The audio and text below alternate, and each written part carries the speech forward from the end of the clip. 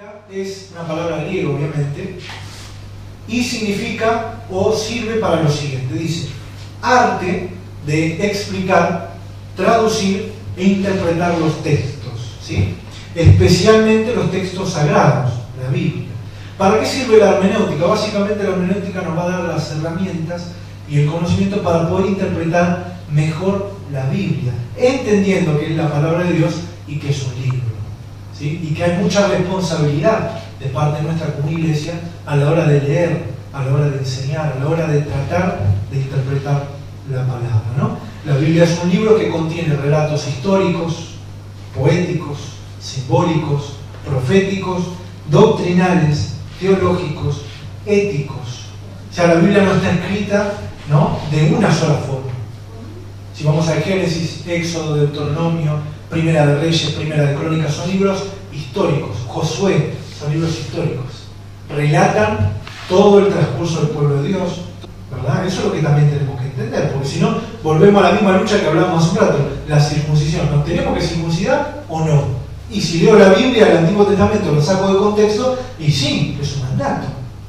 Pero digo, por eso digo entender, Antiguo Testamento, Antiguo Pacto, Nuevo Testamento, Nuevo Pacto. Si vamos a los Salmos, los Proverbios, ¿no?, Eclesiastés, son de lenguaje poético, no lo puedo interpretar literalmente, ¿sí? ¿Por qué? Porque usan figuras poéticas. ¿Usted vio alguna vez el Valle de la Sombra y de la Muerte? Poéticamente David, ¿de qué está hablando? De los momentos duros, de los momentos difíciles de la vida. Ahí es donde uno lo interpreta, ¿no? Jehová es mi pastor, nada me faltará. En delicados pastos me hará descansar. ¿Usted alguna vez se descansó en los pastos? ¿Qué quiere decir eso? Que si no hago un pasto no descanso. ¿De qué está hablando David? Bueno, si literalmente leemos todo así, queremos interpretar todo literal, vamos a tener un problema con el lenguaje poético.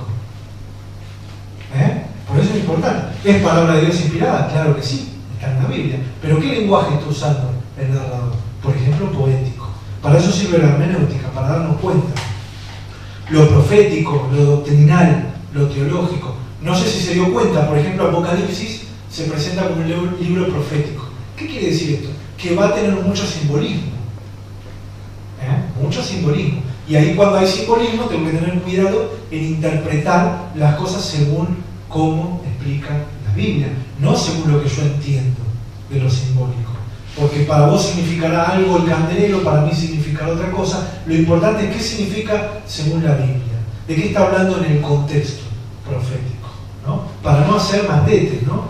Entonces, lo que tenemos que entender, ¿verdad?, como algo que pasa para el utilizar la hermenéutica, para ser hermenéuticos, digo, tenemos que entender que un texto sacado de su contexto es un pretexto. Esta frase se dice siempre. Un texto sacado de contexto es un pretexto, ¿sí? ¿Qué quiere decir eso? Que todo texto bíblico, todo versículo que usted tenga, siempre está dentro de un contexto. Y si yo no entiendo ese contexto, puedo malinterpretar el versículo, puedo darle la forma que yo quiero, puedo manipularlo, a conciencia o inconscientemente, porque no sabía, ¿sí? Y puedo crearme para mí mismo ciertas prácticas, ciertas ideas, ¿sí?, ciertos tipos de vivencia que por ahí contrarrestan lo que dice la Biblia. Entonces la hermenéutica a mí me salva, por así decirlo, de el margen de error o el margen de mala interpretación, ¿sí? Porque muchos males que tenemos dentro de la iglesia surgen de malas interpretaciones bíblicas. Eso también lo tenemos que conocer, Y muchas denominaciones no cristianas, ¿verdad?, no reconocidas cristianas oficialmente, que obviamente las reconocemos como sectas, por ejemplo, se basan mucho en la Biblia, pero tienen malas interpretaciones. Entonces la hermenéutica a mí no solo me conviene para mí mismo, ¿verdad?, para conocer más a Dios, para conocer más de la palabra, para compartir mejor las ideas de Dios, los mandatos de Dios. La hermenéutica es fundamental para el predicador, por ejemplo, aquel que va a exponer una palabra al pueblo. Por ahí Dios le dio un versículo solo para la iglesia, pero tiene que conocer el contexto para no mezclar, ¿sí? No hace falta que le explique el contexto entero a la iglesia, pero para no mezclar sus propias ideas o sus propias interpretaciones, es bueno que conozca el contexto. Y de esa forma la hermenéutica ayudó a la iglesia durante muchos años. Por ejemplo, nosotros en el libro tenemos una frase y varias preguntas, ¿no? Por ejemplo, la frase sería: este es el mejor lugar para hacer ejercicios. Vamos a suponer que usted pasa por una habitación y está este cartel: este es el mejor lugar para hacer ejercicios. La pregunta es: ¿de qué parece estar hablando? ¿Se puede prestar a confusión si no entiendo el contexto? Si yo quiero hacer gimnasia, ¿a qué me va a sonar el cartel? A ejercicios aeróbicos, por ejemplo. Ahora, si yo soy un profesor de matemática, ¿a qué me va a sonar el cartel?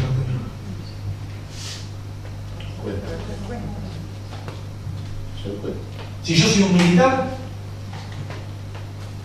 entonces qué bueno es algunas preguntas, ¿no? ¿De qué parece estar hablando? ¿Será importante saber quién lo dijo? ¿Importará la profesión de quien lo dijo? ¿Importará el contexto en el cual fue dicho? ¿Serán ejercicios matemáticos, físicos o militares? Bueno, una vez que yo analizo el contexto, ¿no? Que puede ser el lugar donde está ubicado, puede ser la persona que puso el cartel. Si está vestido de militar, no creo que haya ejercicio de aeróbic, ¿no? Entonces, una vez que yo analizo el contexto, voy a entender un poco mejor de qué está hablando el texto o de qué está hablando esa frase, ¿sí? Entonces, recuerden que usted su Biblia tiene capítulos y tiene versículos.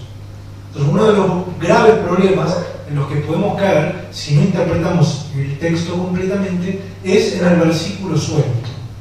¿Qué es un versículo suelto? Es un versículo de la Biblia sacado de su contexto, ¿sí? Y ahí pierde la completa voluntad de Dios, pierde la completa interpretación de ese mismo versículo, ¿no? Yo quiero que vayamos un poquito a la Biblia, así me entienden un poco mejor de lo que estoy hablando. Mateo capítulo 18, versículo 15 al 22. Mateo capítulo 18, versos 15 al 22.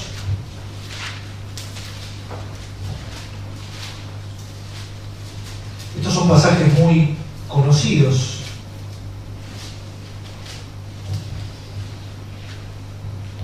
El versículo 18, 19 y 20 están juntos en este capítulo, pero si yo no les hiciera buscar la Biblia ahora y les preguntara dónde están estos versículos, que son ultra famosos, por ahí usted ni sabe que están en Mateo 18. Y mucho menos se imagina que están juntos.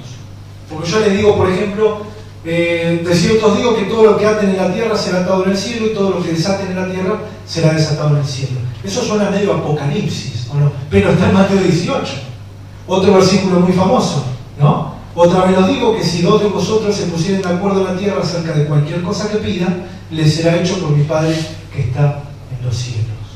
Otro versículo conocido, está en el mismo pasaje. ¿Me van siguiendo? Porque donde dos o tres congregados en mi nombre, allí que dice, allí estoy yo en medio de ellos. ¿Son versículos que usamos? A menudo no. ¿Son versículos que conocemos? Son famosos. Ahora la pregunta es, ¿de qué están hablando? Según el contexto, ¿a qué se está refiriendo? Si yo me pongo de acuerdo con Daniel en pedirle al Padre que no exista el infierno, ¿Dios me lo va a conceder? No. Es un ejemplo nada más que, ¿no? Pero según ese versículo me lo tiene que dar. Fíjense, vamos de nuevo, ¿no? Si dos de ustedes se ponen de acuerdo en la tierra acerca de cualquier cosa que pidan, les será hecho. ¿Cuál es el requisito? Ponerse de acuerdo con otro. Pidan lo que quieran y les será hecho. Ahora, yo voy a Marcos capítulo 10, donde veo a dos apóstoles que se ponen de acuerdo en pedirle a Jesús sentarse con él, ¿no? Y con el Padre. Y Jesús dice que eso no es base. ¿Pero por qué si se pusieron de acuerdo? Entonces digo, ¿desde qué punto yo interpreto estos tres pasajes famosos? Si interpreto literalmente donde dos o tres están, allí estoy yo en medio de vosotros. Si lo interpreto literal, ¿sabe lo que está diciendo ahí? Que si hay más de dos o tres, Jesús no está. Estamos hablando literal, ¿eh? Si hay más de dos o tres, Jesús no está. Y si hay uno, si usted orar solo, ¿de qué sirve? ¿Todo por qué? Por no entender el contexto. El peor es todo lo que aten en la tierra será atado en el cielo. ¿Qué es todo y qué es atar? Todo lo que desate. Escuchen, yo con este versículo he escuchado cada cosa increíble. Yo escuché una vez a un hombre decir, desato la presencia de Dios. ¿Dónde dice la Biblia que la presencia de Dios está atada? desato la sanidad de Dios, donde dice la Biblia que la sanidad está atada. Pero uno no puede juzgar tan limpiamente o tan rápidamente esta frase. ¿Por qué? Porque tiene su apoyo bíblico. Ellos les van a leer estos pasajes. Ahora yo digo, ¿en qué contexto fueron dichos? ¿A qué se está refiriendo? Increíblemente usted tiene un título ahí en el texto, ¿no? El versículo 15. ¿Cuál es el título? ¿Cómo se debe perdonar al hermano? Si yo le decía antes de leer esto, que todo lo que aten en la tierra y todo lo que desaten en la tierra, donde dos o tres, que dos se ponen de acuerdo, tenía que ver con perdonar al hermano, ¿usted me iba a creer? O sea, ¿cómo es que se unen estos tres versículos con el perdón entre nosotros? Por tanto, dice el verso 15, lo tienen ahí. Vamos a leer el texto. Por tanto, si tu hermano peca contra ti, ve y repréndele estando tú y él solos. Si te oyere, has ganado a tu hermano. Entonces, cuando tengo un problema con un hermano me ofende, ¿qué debo hacer primero? Hablar personalmente con él. Reprenderlo en persona. ¿Sí? Mirá, lo que me hiciste estuvo mal. Porque me hiciste esto, no es de Dios, me pareció que estuvo mal. Y acá tienen dos caminos ustedes, según la Biblia, ¿no? El camino A y el camino B. El camino A es perdonar, dejarlo pasar, morir a uno mismo. Es el camino A. El camino B es este. Ir y hablar con la persona y resolver la situación. ¿Sí? El camino C no existe. O sea, acá en cuestión de perdonar es blanco o negro. O te perdono y paso por alto y hago como si nada, o arreglo el problema. Tengo permiso de parte de Dios de hacer las dos cosas. Ahora, si yo caigo en un gris donde no te digo nada, pero tampoco te perdono, entonces tenemos permiso de perdonar de todo corazón, dejarlo pasar, no decir nada, morir y seguir amando, y tenemos permiso también de arreglar la situación, decirle al hermano, me cayó mal lo que pasó. Pero el gris, ¿de qué sirve? ¿Ven? Ya, primer punto y primer tema del texto que Jesús toca, ¿no? Mas si no te oyere, versículo 16, toma un contigo a uno o dos. A uno o dos, ¿no? Para que en boca de dos o tres conste toda palabra. Ahora, en el contexto, yo encuentro ahí al 1 y al 2, ¿o no? Y encuentro al 2 y al 3 de los versículos famosos que acabamos de leer. Entonces, ¿cómo puede ser que estos tres versículos estén relacionados con un contexto de perdón? ¿Y cómo puede ser que yo lo interpreto de la forma que yo quiero? ¿Me van siguiendo? Por eso es importante la hermenéutica. Si no conozco esto, de interpretar el texto y de meter el pasaje en un contexto, ¿sí? Voy a interpretar cualquier cosa. ¿Yo puedo agarrar un versículo, arrancarlo del contexto donde fue dicho y usarlo como yo quiero? No. Que el contexto o que el versículo tenga ideas, verdades explícitas en otros pasajes bíblicos, eso sí puede pasar. Yo puedo decir hoy, hermanos, qué bueno es estar con ustedes porque donde hay dos o tres, allí está el Señor. ¿Por qué? Porque bíblicamente todos sabemos que el Señor está entre nosotros, ¿o no? Seamos 8, 9, 10, 220 y puedo usar ese pasaje. Ahora, si yo no conozco el contexto del pasaje y creo que solamente sirve para eso, ahí está el tema. Porque un día me van a corregir, un día me voy a equivocar, un día voy a empezar a juzgar. ¿Me van siguiendo, no? ¿Podemos ponernos de acuerdo en algo y orar a Dios? Sí, si no, no existirían las cadenas de oración, por ejemplo. Con Daniel vamos a orar por la hermana que se enfermó. Y Quique también se quiere sumar, no, pero la Biblia dice que dos pueden orar. No, si ya te metes vos, Dios no nos va a escuchar.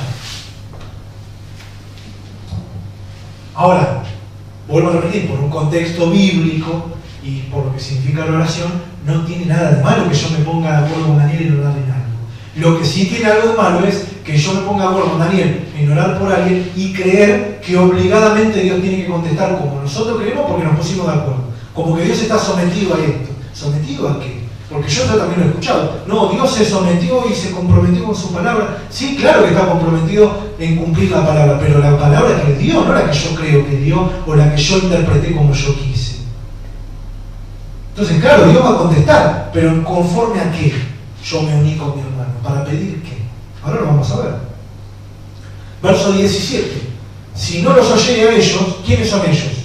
Vos y los testigos que llevaste. O sea, vos llevas testigos para demostrarle a esos testigos, a este hermano, que querés arreglar la situación.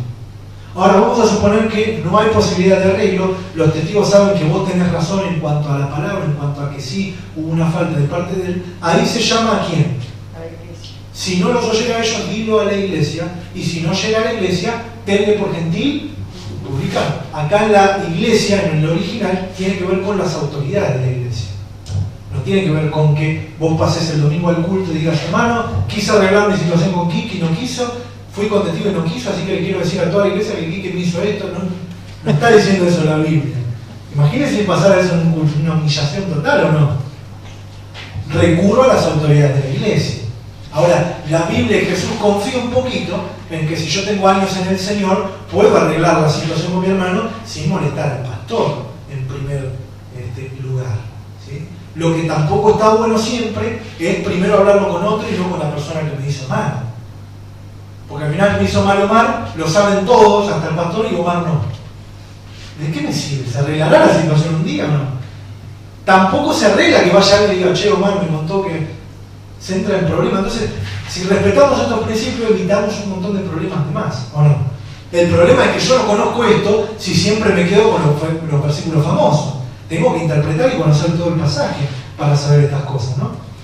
Una vez que se lo dicen a los pastores, a la iglesia, todo el mundo sabe que esa persona está en contra de hacer la voluntad de Dios, que es reconciliarse con un hermano, y reconciliarse o pedirse perdón no tiene que ver con opinar igual.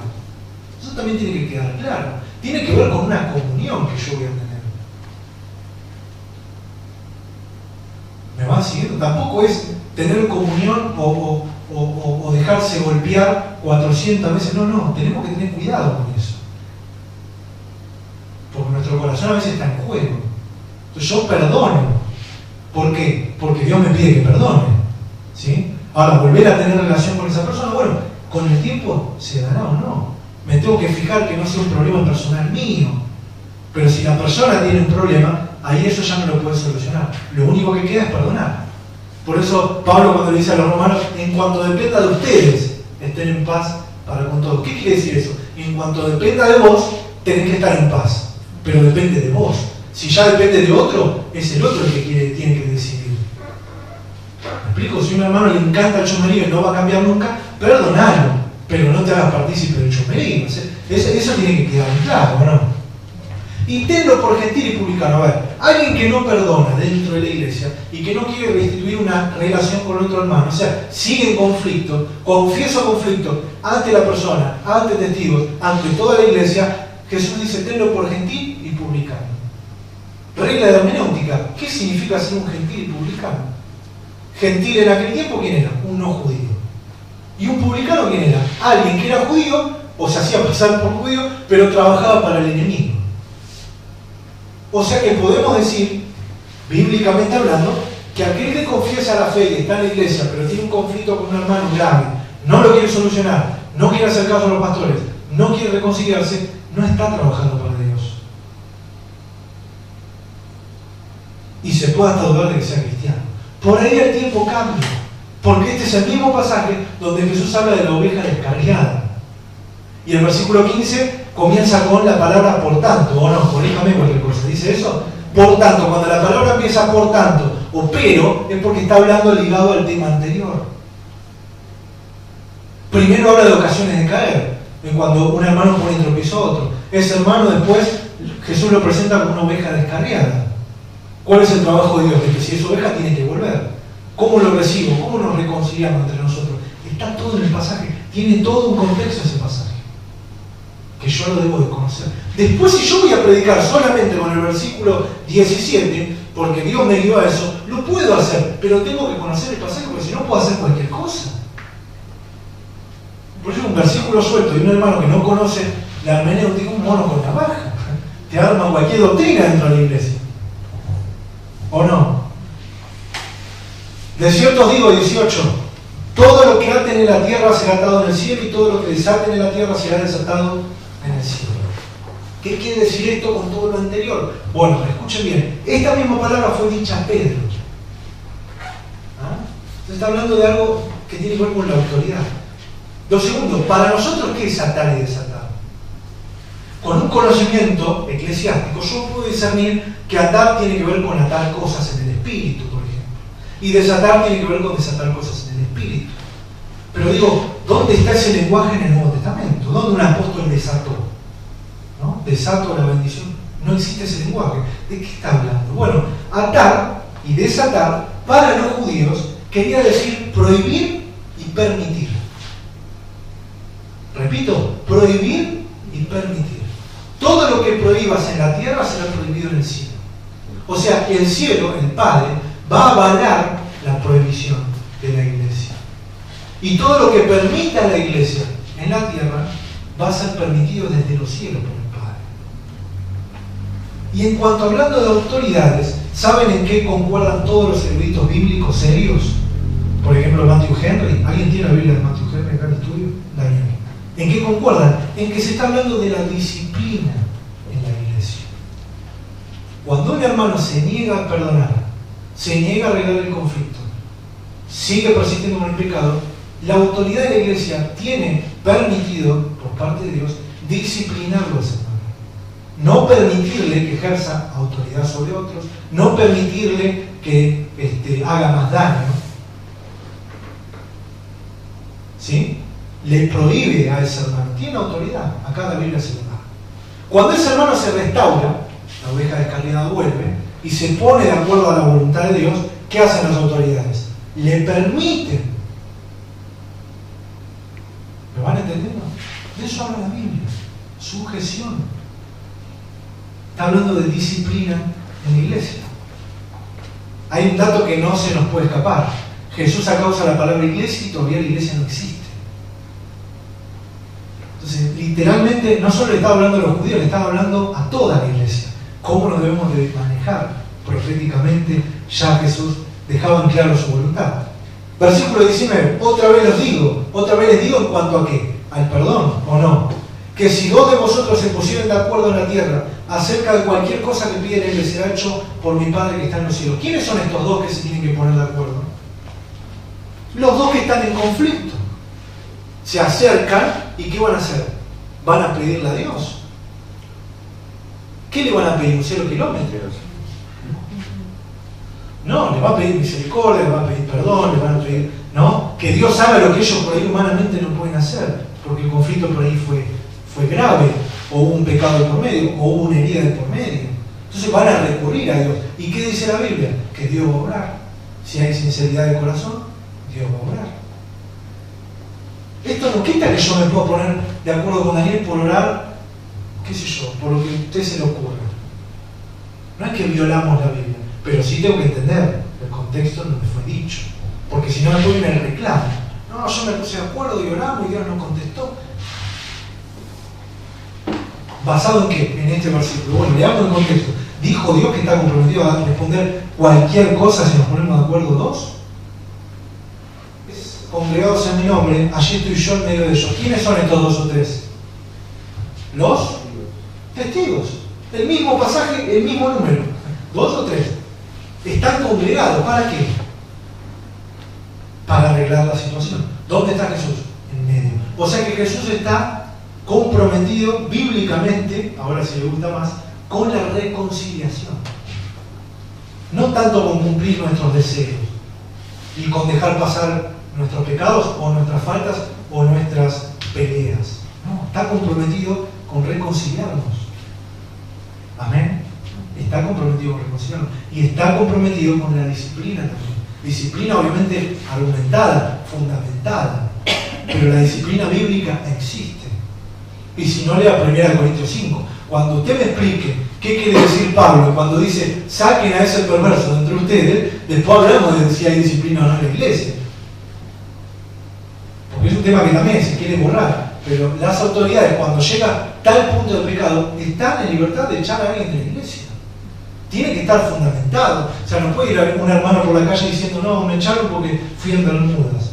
En todo caso, depende de la costumbre de la iglesia, se lo exhortará, pero no lo pueden echar por eso. Ahora, que un hermano en la calle diga, me echaron porque me peleé con fulanito y no me quise arreglar, un aplauso. Tira, no, hermano, ¿qué está diciendo? Bueno, pero es la verdad y la realidad. Ojalá la persona vuelva a la fe.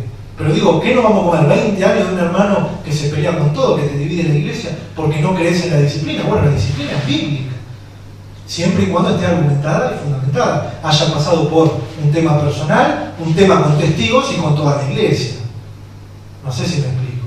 No puedo yo disciplinar a alguien porque tuvo un tema personal y no lo arreglé. Pero cuando ya la iglesia ve lo mismo que ve el pastor, por ejemplo, no queda otra a veces. Hermano, tomate un tiempo. Esto no es falta de gracia, porque ¿saben qué dice Pablo en 1 Corintios 5? Que por ahí, si se destruye el cuerpo, su espíritu se salvará.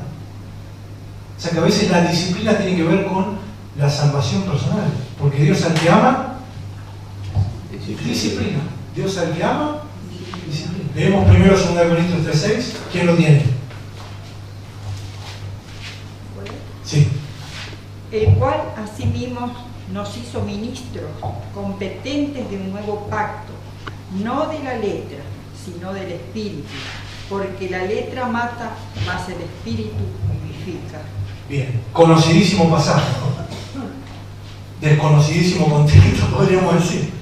La letra mata, el espíritu vivifica, ¿no? Argumento que se ha usado mucho tiempo para condenar o no permitir a los hermanos estudiar. Y acá que me corrija la gente que tiene más años en el Evangelio, por ejemplo Daniel, no solo se usaba en cuanto al estudio bíblico, sino que también en algunos momentos se usó para aquellos hermanos que querían tener un estudio universitario, ¿no? Se lo solía condenar, también con la idea basada de que Cristo venía ya, de que Cristo venía mañana, entonces no teníamos necesidad ni había urgencia de estudiar una carrera, por ejemplo, ¿no? Porque la letra mata, el espíritu vivifica. Dos hermanos se han juntado a hablar muchísimas veces, uno le ha contado a otro que fue a estudiar la Biblia y el otro le ha respondido que la letra mata, el espíritu vivifica. Ahora, ¿será que el apóstol Pablo quiere decir sean ignorantes y así van a ser más espirituales?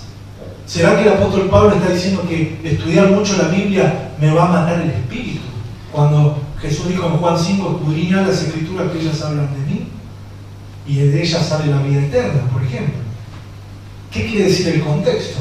Verso 6 dice, el cual asimismo nos hizo ministros competentes de un nuevo pacto, no de la letra, sino del espíritu, porque la letra mata, mas el espíritu vivifica. Y si el ministerio de muerte grabado con letras de piedras fue con gloria, ¿qué fue grabado en piedras? La ley. No el estudio en sí, la ley de Moisés. ¿El ministerio de qué? De muerte. Grabado con letras de piedra, fue con gloria, tanto que los hijos de Israel no pudieron fijar la vista en el rostro de Moisés a causa de la gloria de su rostro, la cual había de perecer. ¿Cómo no será más bien con gloria el ministerio del Espíritu? Porque si el ministerio de condenación fue con gloria, mucho más abundará la gloria del ministerio de justificación. ¿De qué está hablando Pablo? Del ministerio de la ley y del ministerio de la gracia. Del nuevo pacto y del antiguo pacto. De que si yo quiero basar mi fe y mi salvación en la ley, obviamente voy a terminar muerto. Pero si yo quiero basar mi fe y mi salvación en Cristo, ahí voy a estar en el ministerio del Espíritu, el cual tiene mucha más gloria que el ministerio pasado, porque es el cumplimiento de lo pasado. ¿Habló en algún momento del estudio literal? No. Pero una vez que yo someto el versículo al contexto, todo cobra vida, todo tiene más significado. Porque imagínense lo que yo puedo hacer con la letra mata, el espíritu vivifica. No vas a ir a estudiar, no leas la Biblia, y bueno, claro, genera ignorancia. Y la ignorancia siempre beneficia al que está al frente. ¿Alguien puede olvidar la imagen que vemos en películas, documentales, de los alemanes quemando libros? Y sí, si quemás libros y tenés ese conocimiento o ese aspecto del conocimiento, obviamente te van a convencer rápido de que matar a los judíos está bien. Vamos al otro versículo, Filipenses, capítulo 4, verso 13. De paso digo, no, Esdras fue historiador, tengo algunos. Nehemías constructor, David fue músico, Daniel fue consejero, Lucas fue médico e historiador. ¿Tiene algo de malo tener un título universitario?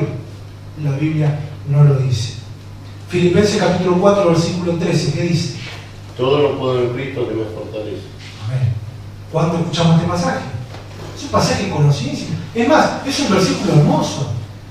Pero yo me preguntaría, una vez que aprendo hermenéutica, ¿qué es todo? ¿Puedo tirarme de un tercer piso y volar?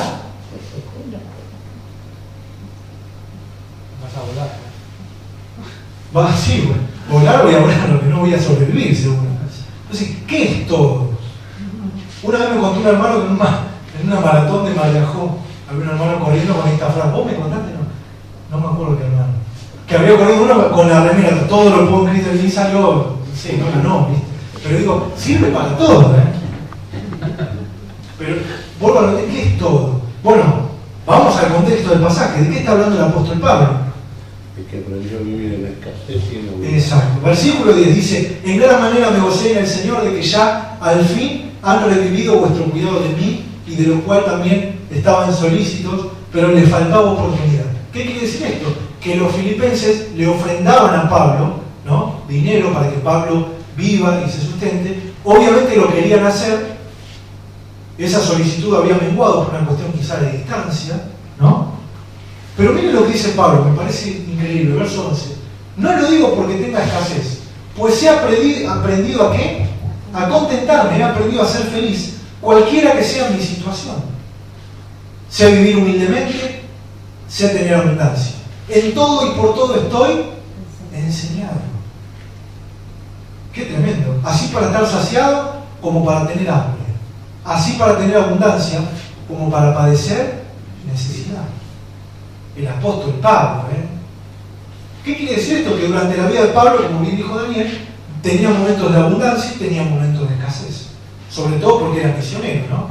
Pero digo, ¿podemos pasar momentos de escasez?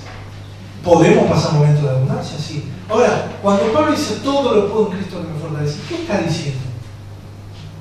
Que no importa la situación que pase, la fortaleza que él tiene viene de Cristo.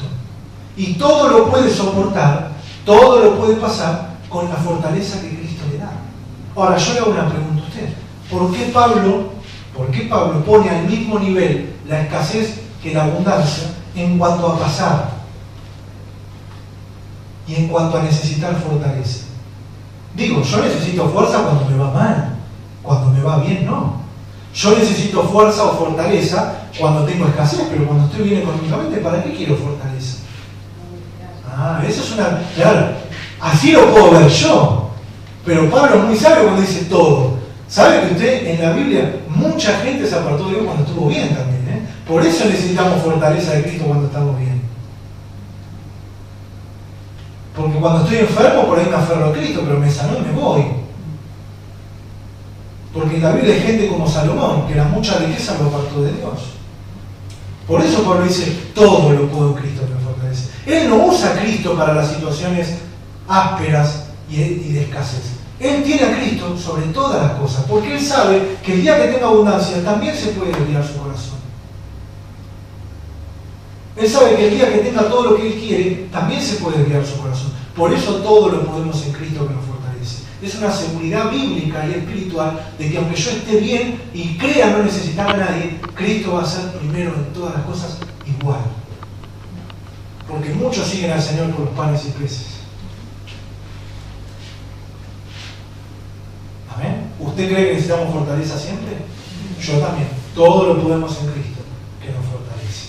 ¿Qué es todo? Bueno, sométalo usted mismo al contexto. Último pasaje. Creo que los ejemplos hablan más que yo, ¿no? Romanos 11:29. Porque irrevocables son los dones y el llamamiento de Dios. Irrevocables son los dones y el llamamiento de Dios. Hermoso. Hermoso, ¿no? Tengo 2 amantes, 15 hijos, ¿no? Terrible problema, pero yo soy profeta porque irrevocables son los dones, ¿no? Yo sigo teniendo un cargo porque irrevocables son los dones. Hermano, mirá, tenés que volver a la fe. La vida que estás llevando no es conforme a la palabra, no es conforme a la voluntad de Dios. Irrevocables son los dones. El llamamiento de Dios. Yo no sé. Ahora, vamos a ver el contexto porque suena fuerte, ¿no? Irrevocables son los dones y el llamamiento de Dios, ¿no? Verso 25, Romanos.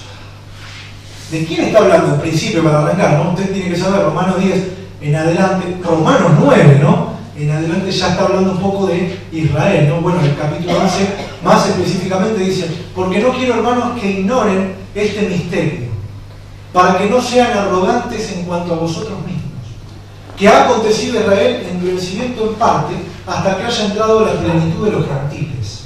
Uy, esto, miren, si usted quiere saber y conocer la predestinación de Dios, lea Romanos 9 de adelante. Porque es muy fuerte lo que dice acá. Porque no quiero que ignoren este misterio. Primero es un misterio, o sea, no puedo interpretar la totalidad del pasaje ni la totalidad de todas las cosas, ¿no? Pero tengo que conocer que hay un misterio para que yo no caiga en la arrogancia. Porque así como los judíos despreciaban a los gentiles, hoy también algunos de nosotros podemos despreciar a los judíos porque no aceptan a Cristo. Ahora, todo esto tiene un misterio de parte de Dios que tiene que ver con algo muy importante, que lo dice el mismo versículo. Dice que ha acontecido a Israel endurecimiento en parte. ¿Qué quiere decir esto? Que en alguna parte están endurecidos en cuanto a aceptar la voluntad y la justicia de Dios mediante Cristo, pero en otra parte ellos mantienen cierta gloria delante de Dios. Ser el pueblo escogido de Dios, por ejemplo, ¿no? Eso lo vemos en Romanos 9. Hasta que haya entrado la plenitud de los gentiles. Una vez, escuchen esto, una vez que entre la plenitud de los gentiles al Evangelio, ahí Dios se vuelve a centrar en su pueblo de Israel. ¿Qué es la plenitud de los gentiles? Va a haber una persona, una última persona en toda la historia de la humanidad que va a ser el último gentil que entre en la iglesia y se convierta. Ese es el último escogido.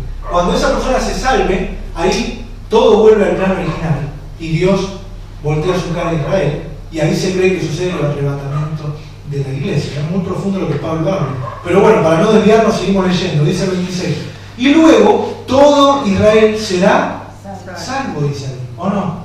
Como está escrito, vendrá de Sion el libertador que apartará de Jacob la impiedad, ¿no? Y este será mi pacto con ellos cuando yo quite sus pecados.